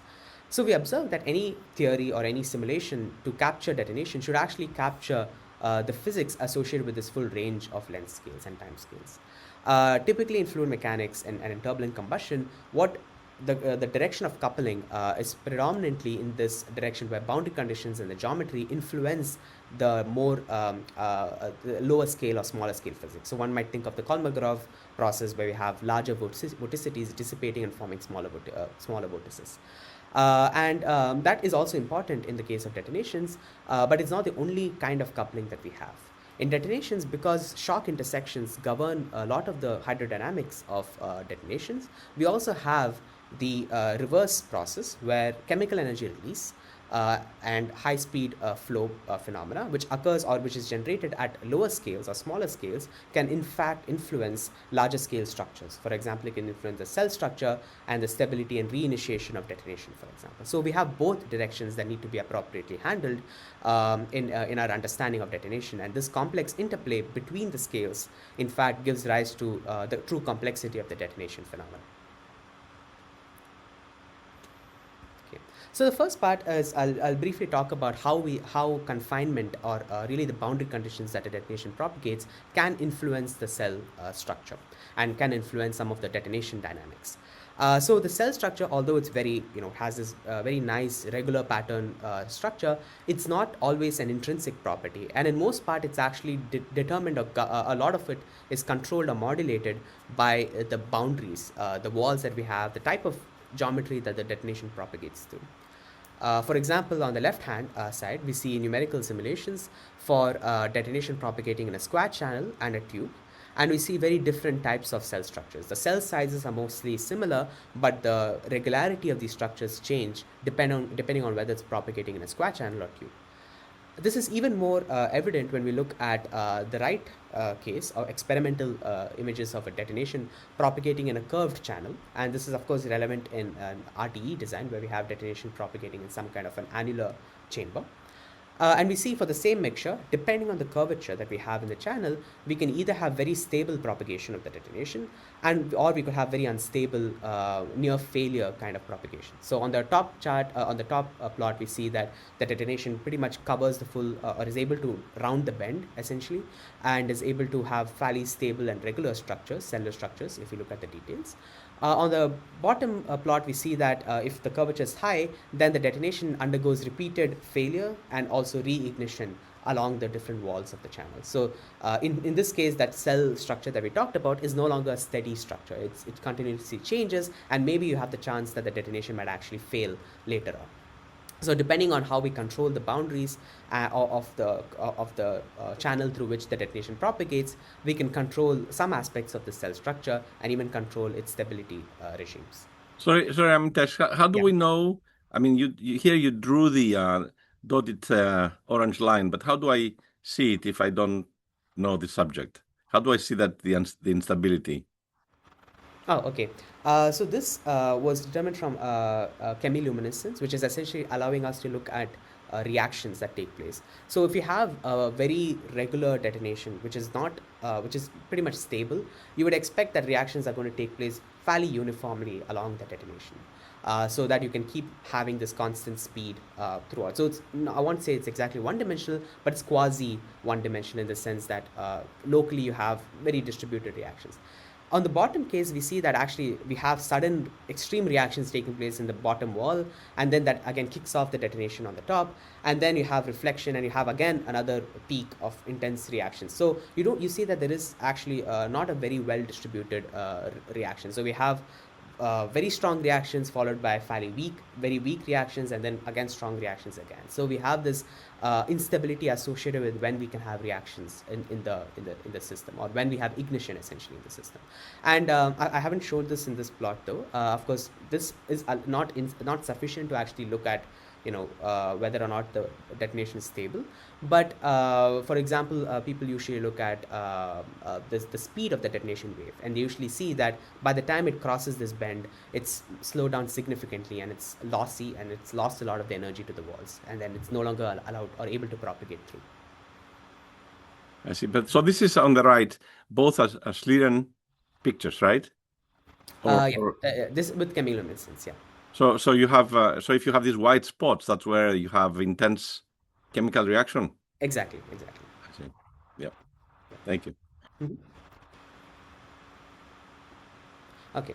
So one of the fundamental understandings is that now we've seen that again the cell structure is not really fundamental or intrinsic to the detonation. However, we can still ask the question about how does the cell dynamics, or what in fact influences the detonation cell dynamics in a multidimensional detonation. And intrinsic effects also matter. And I think in this case, away from the walls, a lot of the fundamental physics associated with the shock intersections and triple points, in fact, control some of the properties of the detonation wave. Back in the 1970s, it was shown that in fact the detonation wave speed is not actually at the CJ speed. So recall that one-dimensional analysis that we had, which shows that again for a 1D detonation wave, we would expect that wave to be propagating at the Chapman-Jouguet speed or the CJ speed, purely from thermodynamic considerations. On the other hand, in multidimensional detonations, that's not necessarily true for a local detonation wave. For example, here is an experimental result that shows the speed of the Mach stem as a function of the position along the cell. So right in the beginning, that's when the cell is born or the Mach stem is formed. And as we move through from left to right, the speed of the wave actually decays. So the detonation wave speed is in fact overdriven. It's above the CJ speed initially, and then it decays to be lower than the CJ speed. So if we really take the time average of the speed of this wave, yeah, that will be close to the CJ speed, but in reality the dynamics is different. It's in fact overdriven, followed by some decay due to expansion and divergence, which makes it to be underdriven and less than the CJ speed. So on the right hand side, we can actually see what is the underlying dynamics that's associated with this overdriven, underdriven wave. And in fact, very close to the initial inception of the cell, we see that because the shock is moving much faster than the CJ speed, it's actually stronger, and you have more intense reactions closely coupled to that shock. So we have a reaction zone or a temperature front that's very close to the shock. And slowly, as that shock starts decaying, we see that the distance between that pressure front, which is the shock, and the temperature front, which is the reaction wave, in fact increases until it effectively decays and decouples towards the end of the cell cycle. And then now we have a dying Mach stem, which again intersects with the neighboring Mach stems, and you get a new triple point collision, which allows you to form a new cell. So this whole process of cell formation and death is transient, but it also involves, very importantly, this cycling of the shock strength from being overdriven above the CJ speed to become underdriven. And critically, what in fact influences to a large part the size of the cell is really the extent of overdrive that we have. So if we have a tremendous amount of overdrive at the initial stage, we're able to push the Mach stem further and therefore have a much larger cell. And on the other hand, if you have a very long decay, we can also have a larger cell. So these effects, in fact, on the detailed shock dynamics, in fact, influence the macroscopic cellular structure that we observe. So the natural question that comes then is, how do we understand overdrive, or why do we have this overdriven wave in the first place? And this can be addressed or answered through really looking at a variety of numerical simulations of detonations. And what we observe is that during the formation of a cell, it's usually coincident with a formation of high-speed gas jets. So these are jets that are moving at 3 to 5 kilometers per second, and they tend to form at the location of the birth of the cell, when you have the two triple points that collide and you form a puff of very, very high-speed gas. And it turns out also that when we have this overdriven Mach stem or overdriven wave, that's also at the stage where the jet is being accelerated. So in fact, we can construct a model to look at the effect of the jet on the Mach stem, and it turns out that the jet acts as a virtual piston. It's like a piston head that is continuously supplying power to the Mach stem and essentially driving it forward and overdriving it above the CJ speed. So the Mach stem, if it were to just expand in this geometry, would start decaying, but because it's supported by a piston, it's able to maintain a constant speed, and in fact a speed that's higher than the CJ speed. And it turns out in the initial stages of the cell cycle, the amount of power that's delivered because of the piston effect from the jet can actually be substantially larger than the power delivered from chemical reactions. Because in the very early stages of the cell, there's not enough time to have chemical reactions. So the driving force for the overdriven Mach stem is primarily hydrodynamic. It's not a chemical effect, at least in the initial stages of the cell cycle. This is shown in this video here for a single cell formation. So the formation of the cell is marked when you have the two incident shocks on the neighboring cells essentially colliding. And this is what we call as a triple point collision. And as the collision takes place, we start seeing the formation of a baby mark stem and a baby cell. So this is really the origin of the baby cell, and what we see as the boundaries here are just the trajectories of the triple points that are marked out, and this is what we see as a soot foil in experiments. Dynamically, this cell is being formed, so we see that as the cell grows, we have a very strong coupling between the end of that piston head and the mark stem. And in fact, if we were to, let's say, look at what happens in the midlife of the cell, we can actually look at the vorticity profile or vorticity plot of this particular snapshot. And what we observe is that we have fluid. This is again looking at the right plot now. We have fluid that's passing through these shocks, now passing through the mark stem as well as the incident shock, and they pass through this region of very high shear that's emanating from the triple points themselves. So we have large difference in the velocities of the flow that's passing through the incident shock and the mark stem, and we have a region of high shear, and this is essentially a shear layer. And as the fluid passes through, it stagnates in the center line, and we have, by momentum conservation, the formation of a backward jet as well as a forward jet. And it is the forward jet that is, again, delivering a lot of the power to power the mark stem forward. But we also see the formation of these vortices. In 2 dimensions, this is like a counter-rotating vortex pair, and in 3 dimensions, it's essentially a vortex ring structure. And this vortex ring actually closely couples with the jet, and in fact accelerates the jet. That's why we see that initial acceleration of the jet, and it also closely brings the jet closer to that mark stem, so that we have a stronger driving force to keep the mark stem overdriven. And of course, if we continue this this process, we see that at the end of the cell cycle, the jet effectively becomes weakly coupled with the mark stem, and over time the mark stem decays till we have the birth of the new cell. So that's essentially what we see here. We have a larger distance between the piston head and the mark stem, which means that we have this unburnt gas pocket that's formed because of the larger decoupling, and that cell dies till it gets till a new cell forms when the new set of shocks collide and form the next cell. What are the boundary conditions on top and bottom? It looks like there's reflections, or is it a periodicity? Yeah, this is in this case this is a slip boundary condition, and it's a slip boundary condition. Okay, yeah. Yeah. So there's no viscosity here. It's an Euler computation. This is Navier-Stokes, but it's the reason. How can you put a slip condition? Or rather, it's more like actually, in the sense when I say slip, I mean it's symmetric on the both sides. It's not, you don't have an actual wall there. It's just the symmetry boundary conditions on the 2 sides. Okay. Yeah, and but then you don't have enforce any no slip condition on the either side. Looks like symmetry because I see it goes perpendicular to the and the reason why we had this was just to illustrate the dynamics, but we see very similar dynamics in even in Navier-Stokes no slip conditions as well. Okay, and what we see as the jet structure is really very reminiscent of what we observe in, let's say, turbulent, at least in lower speed conditions, as a vortex ring jet pair. So we might be familiar with these with vortex rings. These are very fun party tricks that people do, where we have a jet that's closely coupled with the vortex pair, and that complex essentially is self-propelling and is very stable for a long period of time. And this is essentially what we see in a supersonic high-speed reactive flow condition in the mark stem and in the cell itself, and that's what actually makes the cell at least in the initial stage very stable and closely coupled with the vorticity that's developed. Now the question is, we observe in this plot on the right that a lot of the vorticity that's coming, or a lot of the shear is coming from the triple points themselves. So really what we're seeing is a transfer of energy and vorticity from phenomena that's happening at very small scales at the triple point all the way up to large vortex pairs and the jet. So to really understand the origin of this vorticity, we need to really look at the detailed structure of the triple point. And we ran molecular dynamics simulations, because the triple points are essentially subcontinuum. They are smaller than the length scale associated with where Navier-Stokes equations apply.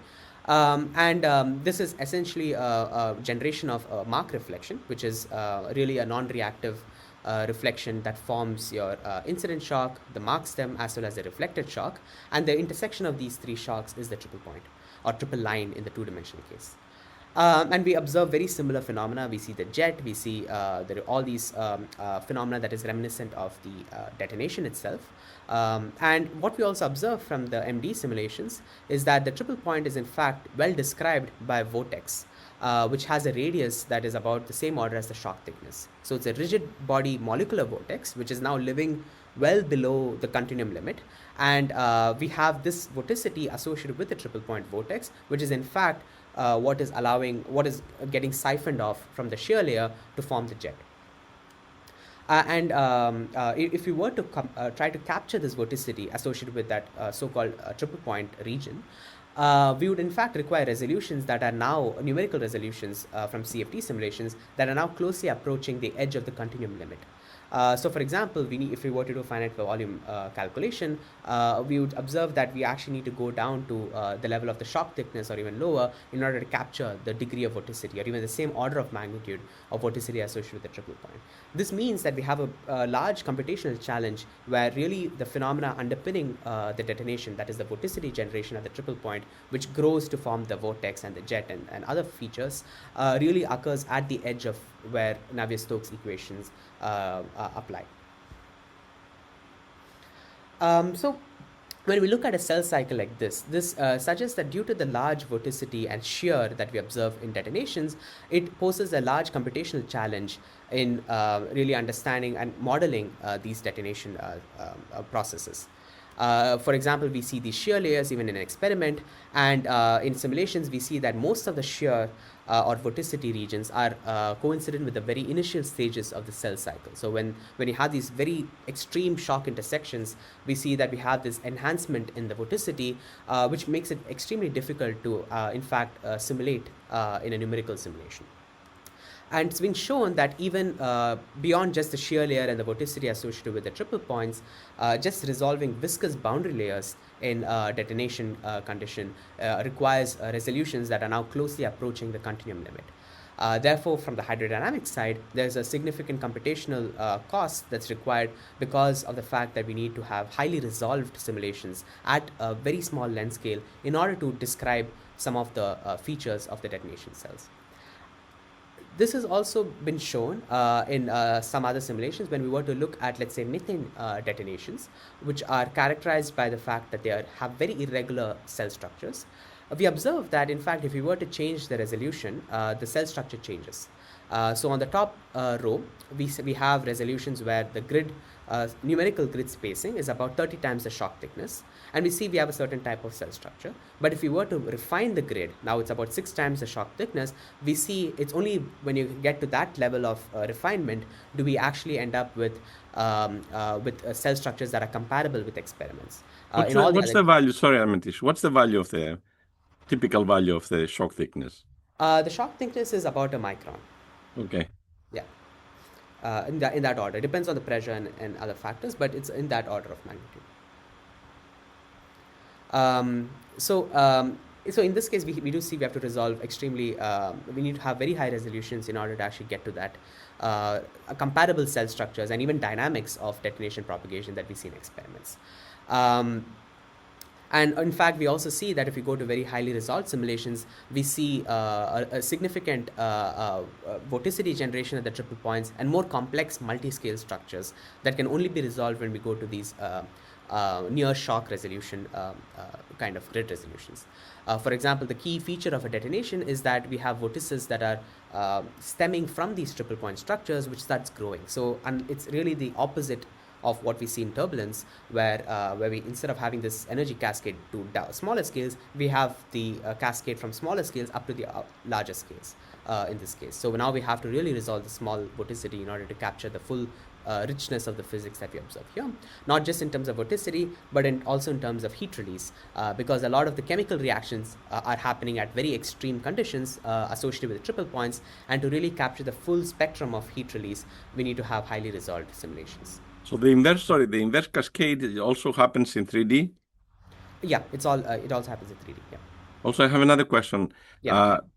Has anybody used DSMC to resolve this? Because DSMC can resolve the shock very well, the shock structure. I don't know if it can resolve the vorticity that induced by the shock.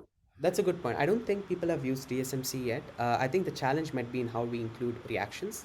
But that's probably something we could in fact confer. So I do agree that there might be a way to, we can't do MD in the level of detonation simulations, but maybe DSMC affords this way to actually couple. No, you can. I mean, you can mix it with for the reactions, but the problem is, I think, in the vorticity, they may not be able to resolve the vorticity, the vortical structures, like you show here, for example, which are induced by the shocks. That's true. Yeah, and also the reactions take place at depending on where we are. It depends. That length scale could be anything from a few microns to maybe a couple of hundreds of nanometers or tens of nanometers. So that variation should also be accounted for. But yeah, I agree. I think that will be a very interesting option to that could also be a good direction for the field to try to look into. Thank you. So just recapping or summarizing what we have seen so far is that now we have seen that detonations involve structures at very small length scales all the way up to very large length scales with very strong coupling between these chemically reacting flows as well as high speed shock compressed flow structures. And we observed that, in fact, we need to go beyond a one-dimensional description of detonations, simply because if you look at a Z&D theory for detonation, the range of thermochemical state space or the range of thermochemical states that we actually have in a one-dimensional detonation is substantially constrained. It's too small for us to really use that in a way that is descriptive of real detonation stability and characteristics. So we do need to understand or solve or simulate detonations at the level of three-dimensional structures, including the real boundary conditions associated with shock wall interactions as well as the confining geometry. So that poses an additional challenge on the numerical simulation side. So just to give a sense of the numbers here, so for a typical hydrocarbon detonation, we require cell size. We have cell sizes in the order of a couple of centimeters, and the resolution that we need, as we just discussed, in order to resolve the vorticity in the near the triple point and shock regions, is in the order of a micron at ambient pressure conditions. And in that case, if you were to just naively have a number of naively grid this particular domain, in 3 dimensions, we would have about 1 trillion computational cells. And of course, we were not just looking at a single cell, we're looking at several cells in a real device condition, and that requires an order of magnitude or 2 orders of magnitude more number of computational cells. So this becomes again computationally challenging, and therefore really motivates why we need to think about new ways of doing detonation simulations, where we can really adequately capture the physics that's taking place at the smaller scales and bridge it all the way to the phenomena that we observe at larger scales. And to do that, we need some methodology development in both again the hydrodynamic side as well as the chemical kinetics and how we really treat chemical kinetics in these conditions. So Josh will now be talking about the second half of today's talk, where he's now going to focus on how we actually do this in detonation simulation computationally, and how we can in fact improve this or really bridge the gap through machine learning techniques. And I'll now hand it over to Josh, who's going to take on. Great. Thanks, Amitesh. So yeah, as Amitesh pointed out, now that we have a strong background in detonation physics and what we're trying to capture in these types of simulations, I want to briefly mention how we try to model and simulate these physical processes. So typically, since it's a compressible reacting flow problem, we start with our state variables consisting of density times each velocity component, density times energy, and density times each species mass fraction. And we set up an initial condition and then march this set of state variables in time. Now, the key attribute that I want to highlight is that in these types of simulations, we're forced to split the chemistry off and solve it completely independently of the hydrodynamics. The reason being is that chemistry characteristic timescales are typically on the order of nanoseconds, whereas the hydrodynamics are limited by a CFL condition and can have time scales on the order of a microsecond. So this drastic separation of scales forces us, for all practical purposes, to solve it in this split way. Now, there is some limitations on the accuracy of the overall scheme in this method, but again, due to the separation of scales, this is the approach that we have to take. Now, a little bit more on how the chemistry is actually solved. So we set up a coupled set of ODEs that are defined by a by a chemical reaction network, and that chemical reaction network consists of a list of elementary reactions and their associated reaction rates. The reaction rates are dependent on temperature and sometimes pressure. In the plot on the left here, I'm showing the historical development of these chemical reaction networks. And you'll notice that some of the relevant fuels of interest, such as jet fuels and biofuels, have mechanisms with thousands of species and tens of thousands of reactions. And practically, if you're integrating this coupled system at every degree of freedom in your simulation, every time step, that's computationally intractable. That's further emphasized in this plot on the right, which is a recent simulation that we've done of a hydrogen detonation simulation with detailed chemistry using two different approaches to integrate the kinetics. And again, this hydrogen mechanism consists of 9 species, 27 reactions, which is going to place way in the bottom left corner here on this chart. But despite this being the smallest and simplest chemical reaction mechanism, we still see that chemistry is accounting for 75% or sometimes even over 80% of the computational cost. So the key message here is that if you want to use detailed chemical kinetics, for all practical purposes, most of these fuels are going to be out of the question. And this is sort of a known problem. People have addressed this in a variety of ways in literature. One common way is to use highly simplified kinetics, typically one-step or two-step reaction mechanisms. And this effectively alleviates the problem, but it also really sacrifices the accuracy, the predictability, and the overall fidelity of your simulation. So knowing that chemistry is this substantial bottleneck and the importance of it to the accuracy of these types of simulations, our group has previously developed frameworks to address physics-based frameworks to reduce the size of these mechanisms. And the key approach that we've developed is the hybrid chemistry or HiChem approach, where essentially the detailed combustion chemistry is split up into 2 parts. The first part is a pyrolysis without oxygen of your fuel. So this could be a sustainable fuel, jet fuel, gasoline fuel, whatever. And that is decomposed to a series of foundational fuels. These foundational fuels consist of methane, hydrogen, ethylene, etc. And then these detailed foundational fuels are what is oxidized to determine the global combustion behavior. So the first part is experimentally constrained with shock tube and flow reactor studies and dependent on the specific fuel of interest. The second half, which is the rate limiting part, is consistent across all fuels and very important to capturing the overall behavior and reactivity. So because the second part is rate limiting, our group has also spent a substantial amount of effort developing FFCM2, or the Foundational Fuel Chemistry Model 2, which describes the detailed oxidation of hydrogen and C0 to C4 hydrocarbon species. It's been rigorously optimized, uncertainty minimized, and validated against over 1,000 combustion targets in a wide range of thermodynamic conditions. And for more information, I encourage you all to look at our group's website and the link in the bottom right. But okay, moving on from that, with that in mind, the importance of chemistry and the significant costs associated with it, and the fact that it's already solved completely independently from the hydrodynamics, we were inspired to try to use a neural network-based surrogate model to accelerate and remove this computational bottleneck. So again, because of this split framework, we're able to leave intact all the existing numerical schemes, the adaptive gridding, and everything associated with evolving the fluids, and just replace the way the chemistry is handled.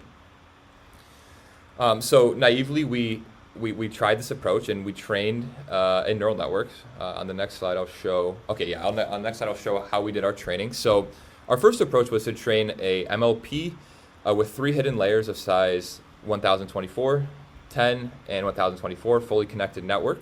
And we've trained this model using 3 types of low-order thermochemical simulations. The first being 0D perfectly stirred reactor. That's to try to capture gas mixing that might be going on in multidimensional simulations. Next is the 1D ZND simulations at a variety of conditions. That's again to capture the range of detonation states that we would see in a real simulation. And the last is thermodynamic equilibrium states, where there's very little change between the initial and the final chemical evolution. And again, that's just to try to capture the wide range of states that we would see in a real multidimensional. So Joe, here, what you show are the inputs. Yeah, on the right. On the left, the inputs, right? Yeah, exactly, the inputs, yeah. So then the output is, we use Cantera, which is a detailed chemistry solver. We use the detailed mechanism to find the integrated state in time, and that's the prediction for this. And how many reactions? How many reactions? So this is for the hydrogen case, so there's around roughly 30 reactions. 30 reactions, okay, great, yeah. Yeah, so continuing on. I have a question. Can I ask? Oh yeah, sure, Yeah. sure. So you are predicting one time step ahead. hmm So this time step is the chemical kinetics time step or the CFD time step? Yeah, good question. So it's the CFD time step. We're trying to eliminate the need for all the substepping and the implicit methods due to the very stiff chemical kinetics. Okay, So but we're like doing that, and sorry, Kamal, and somebody yeah. said, but what happens if we want in between, if we want like the species in between, can you actually go and interpolate? I doubt Yeah. it. It's a very big time step. Yeah. So that's a good question. So for this approach, we actually fix the time step. Usually you would do an adaptive time step based on CFL, but we fix the time step so that the trained neural network exactly matches what we see in the simulation. But yeah, we've also thought about trying to train on a variety of time steps and be able to handle that adaptability. But in this first approach, we haven't addressed that. Could you interpolate? No, not because it's very big time step. If you have a few, then you could do Right. that. Right. Yeah. Exactly. I mean, if But you yeah, do like a 10, if you break the CFD to, typically a CFD's time steps is like 1,000 chemistry exactly. steps, right? So Exactly. if you have 10, maybe you can interpolate. Yeah. Exactly. Yeah, thanks for the question. So yeah, moving on, we wanted to, okay, first I'll just highlight that we do a sweep of learning rate, because learning rate is the hyperparameter that we noticed was most sensitive to the loss and the overall performance of our network. So every time we did a training, we did a sweep of all these parameters and picked the one with minimal loss. And with that optimal method, we see that the performance is quite good in 0D integration. So this is a condition that was obviously not seen during training. And we integrate the kinetics. I'm showing temperature, pressure, OH, and H2O. The blue line is corresponding to our neural network surrogate model. Red line, which is underneath, it's very hard to see because it's mostly overlapping, is the Cantera model, which is the ground truth. And we see that the agreement is quite strong. Now, that gave us good reason to believe that our model was robust and accurate, and we were excited to try to test this out and see how it performs in a realistic multidimensional. So the time here is one time step. No. So this is like 10,000 time steps. But the time step is 10 to the minus 5. That looks pretty. Or is it real time or is it 10 time step? Because that's the CFD time step is about 10 to the minus 3. Yeah, no. The CFD time step that we're using here is 1 nanosecond, and that exactly matches the chemistry time step. Oh, that's a very small time step for CFD. Yeah, exactly. A nanosecond for CFD is. So the you will break the bank. Only at Stanford you can afford it. No, I agree. But the reason is, as Amitesh pointed out in the first step, we have to get the grid resolution down to very, very fine scale to be able to resolve these features. And I mean, with the CFL condition, that limits our time step significantly. So I think in a few slides we'll get to that. But you're thinking in exactly the right direction. Thank you. Yeah, regardless of this, you can maybe infer from the title that this kind of naive approach was not performing exactly as well as we hoped. So you'll see here, this is the first kind of ground truth direct chemistry integrated simulation. We see 28 microseconds, 56 microseconds, 84 microseconds. That's corresponding to 2800, 56, and 8400 time steps. The condition is on the right, and I'll show our neural network results below. And in the early phase, the results are quite good. We see that the air is very reasonable. These are all temperature fields. But as time progresses, the errors accumulate substantially. And eventually, the neural network-based chemistry result is completely decoupled from the direct chemistry, and the results are effectively useless and garbage. So there's two reasons why we think that this is the case. One is the rollout error accumulation is strong, and there's definitely some states in here that were not in our training data set. Due to the multiple shock intersections, there's a wide range of thermochemical states, and if the neural network is extrapolating, that would lead to small errors that then build up over this big interval. So with this infrastructure in place, though, we wanted to think about how can we control the neural network and maybe make it obey some physical constraints or use the detailed mechanism to try to, control these errors and make our predictions more robust. So that's the next aspect that I want to cover. The first part of our physics-informed framework is what we're calling it is the conservation. So we know that if we define an element matrix based on just the simple stoichiometry of our species in the reaction, that dotted with our delta y, which are our change in chemical species mass fractions, that should equal 0 for the elements to be conserved. Similarly, If the total sum of these updates is 0, that's how we know our mass is conserved, because the mass fraction should always add to 1 before and after the update step. Now, if we define a base matrix, which is taking the null space of this element matrix to form the list of basis vectors as shown in the top right, any linear combination of these basis vectors by construction preserves this element in mass conservation. So instead of doing what we previously did, we now have the neural network predict these coefficients of the base matrix so that, again, by construction, every prediction, even if it's extrapolative, follows these principles of mass and element conservation. And we do a similar training to what we previously did, and we'll show here again that the performance is quite good in the 0D case. We see that temperature and pressure are almost exactly aligned. Can you explain to us, for the who are chemistry challenged, what are these matrices, and are they correlations? Are they what are these matrices here that you're showing? Sure. Okay, so this element matrix is just defining what elements are in each species. So the species in our reaction mechanism are on top, right? Hydrogen atom, hydrogen, oxygen atom, etc. And then what species are in each element is highlighted in the columns. So for example, this H has 1H, 0O, so that's why we see 1, 0. Similarly, H2 is 2H, 0O, and then all the rest are the same. So by element conservation, what I mean is that the total number of hydrogen atoms is the same. It can change form, right? There can be reactions where these species evolve into each other, but the total amount of hydrogen, similarly with oxygen, should be the same. And if that case is met, then we know that the total mass in our system is also conserved. So this, I guess that's the first matrix. The second matrix is the null space of this element matrix, which defines the conservative basis, right? So any linear combination of these is going to satisfy this constraint here. Any linear combination of these basis vectors is going to enforce this mass and element conservation. What is delta y b times c means? What is that? Delta y is our change in species mass fraction. B is our base matrix here. I see. And c is the coefficients that are learned. So it's a linear combination, yeah. Great. Yeah, thank you. Yeah, good question. But yeah, so similarly, we see very good performance in temperature, pressure, and then we also notice that within machine precision, we see that hydrogen, oxygen, and total mass are conserved. So our framework is working as expected. So that's the first aspect of our framework. The second is how can we use the already known detailed chemical kinetic mechanisms that I mentioned earlier, are very well validated and constrained to provide a better prediction to guide the neural network.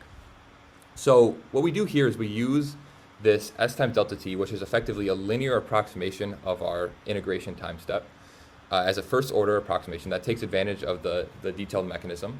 And then we use the neural network for what it's best at. We use it to learn non-linearities and higher order corrections onto this linear approximation.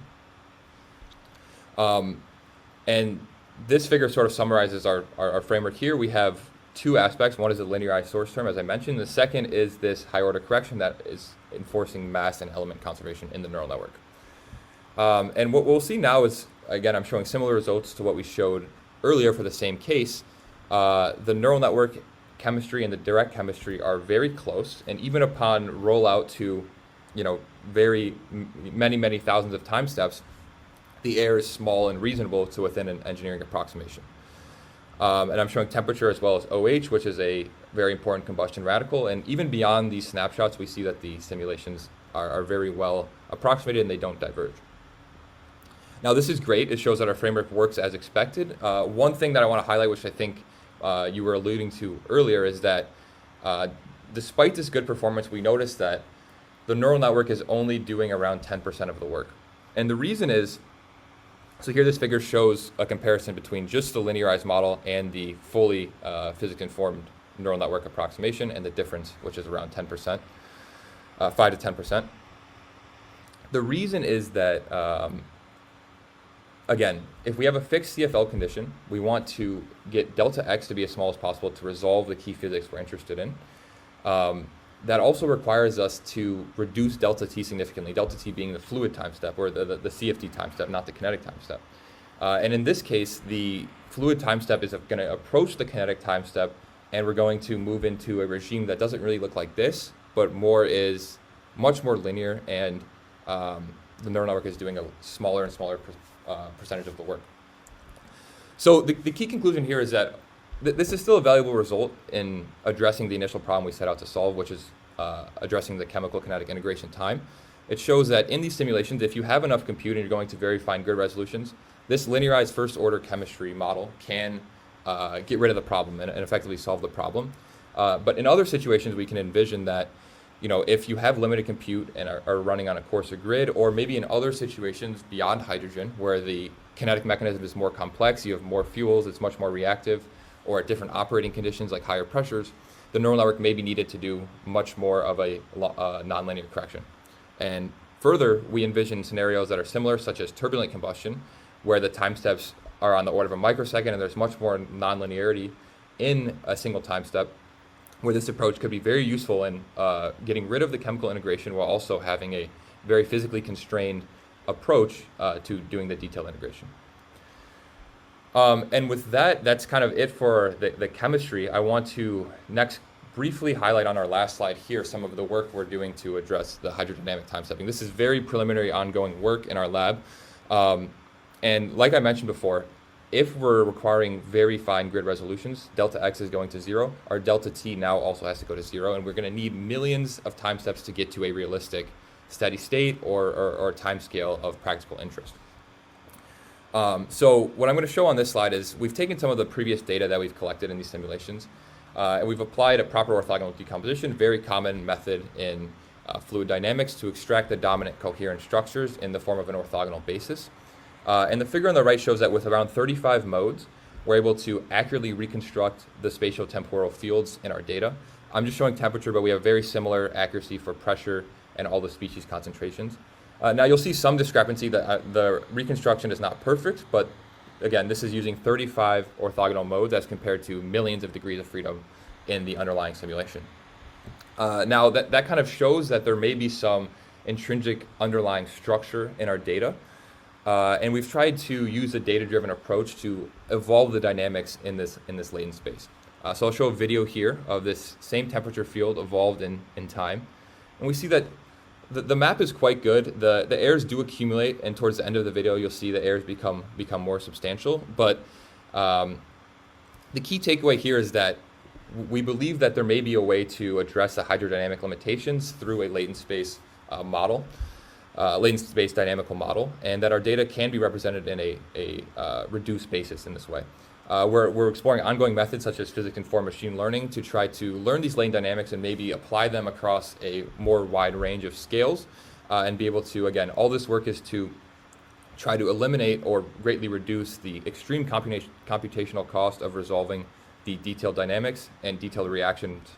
So the better way to do it here is to actually use an encoder. We have used an encoder and it works really well in our paper on detonation. Use it because you do the non-linear. Here you do sort of linear construction. So you can do an encoder does the same thing and works really well. Yeah, exactly. So that's what we're exploring. I'll be sure to check that out. But if you look at our papers, we use an encoder to do that. Exactly the same thing. Exactly. Yeah, I think that's a very promising direction, and yeah, I'll check that out. And yeah, there's a lot more we can do. Like I said, this is very preliminary, but it's definitely an exciting direction. And yeah, with that, I would like to now just wrap up and summarize a few key points of our talk. So hopefully we introduced detonation as a mode of supersonic combustion with pressure gain and shock compression. These detonations are relevant to stationary power generation as well as propulsion applications. We've also shown that detonation waves are inherently multidimensional. They have a detailed shock structure that bifurcates and self-organizes. The key driving mechanism for this structure is high-speed jetting that gives rise to the locally overdriven shock waves. Further, capturing these jetting and other microscopic structures requires extreme resolution of vorticity and chemical heat release, and this can be computationally prohibitive. A significant portion of this cost is due to capturing the detailed chemical kinetics. Lastly, hopefully we've shown that there is physics-constrained ways to use neural networks to evolve both the chemistry and, in the future, more of the hydrodynamics that could try to accelerate these simulations and bridge the gap between the simulations that we're doing today with relevant simulations with relevant scales and length and time to engine-relevant and device-relevant configurations in the future. So with that, thank you all for listening to our talk, and we're happy to take any questions at this time. Thank you so much for the great talk. Now we open the floor for questions. Do we have any questions for the speaker? Karim is on the line. I don't know, Karim, are you still here if you want to ask any questions? No, I mean, I think you covered most of the points. I think the last point,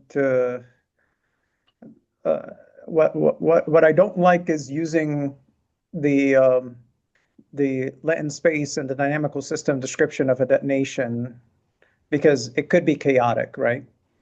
And by accounting for that, I mean, the chemistry is probabilistic, statistical in nature. So I think ODEs and neural networks, you could come up with a representation of that. The only concern is, trying to infer the dynamical system using that latent space is,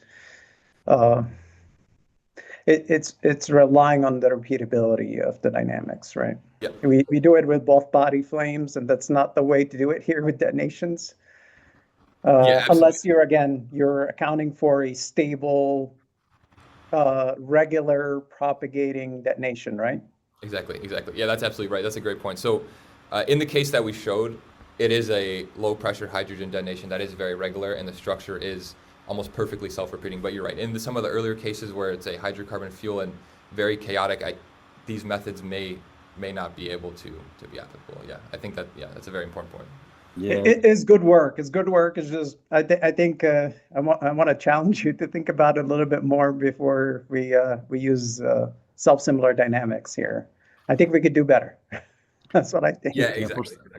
I mean, you're right. For stable manifolds, there are also Sam Babai has developed really nice evolution algorithms that work. But any other questions, Karim? No, I'm good on my side. Good talk. Yeah. Maybe Kamal has questions, because Kamal has written the papers on DeepONet on this, and he may want to compare. Yes. I have a question on that matrix B. Sure. The base matrix. Yes.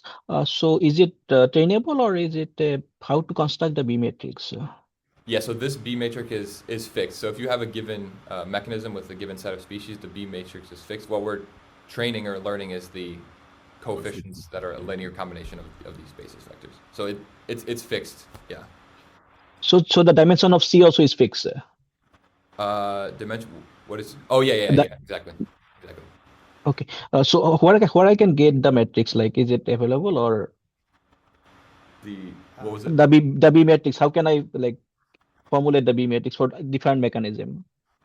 Oh, okay. So yeah, I mean, so just take your mechanism, list out the species, form this element matrix, and then just take the null space of it using typical whatever Python package you want. Python, yeah. In Python, you can do it. Yeah. But so I think it's worth, even if we don't get the proposal, if it's worth, because Kamal has, and also Aditi, we have DeepONet and we have Bamba, we have different neural operators that do exactly the same thing. And we also use partition of unity. We don't impose the energy, and we use mass conservation differently. So it would be nice to compare actually. In fact, I think we use Wang's the model the Stanford model with the 50 reactions. So you guys, if interested, we can take some time to compare it. We're not in this business. We just do neural networks, but you may want to see if how much better is Stanford than Brown. Yeah, absolutely. I think that would be a great opportunity. And as you mentioned, there's many models. We have a simple sort of kind of naive, fully connected, deep neural network. But yeah, we would be happy to collaborate and work on that further. Yeah.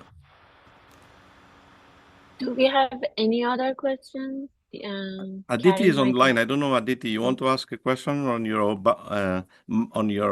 Mamba, which sounds like a dance, a wedding dance?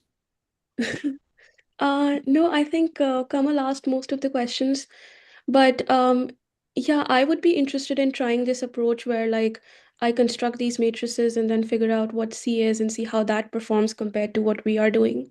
On top of the DeepNet, right? Yeah, Instead of, yeah. yeah. Or Mamba, actually, yeah. Your Mamba. Yeah. Yeah. Yeah, great. Yeah, you can email us and we can set up a time to meet and discuss. We look forward to that. So actually, I have a question. On the base matrix, you're not accounting for all the possible reactions, right? Elemental reactions. It's just you're focusing on certain key ones, right?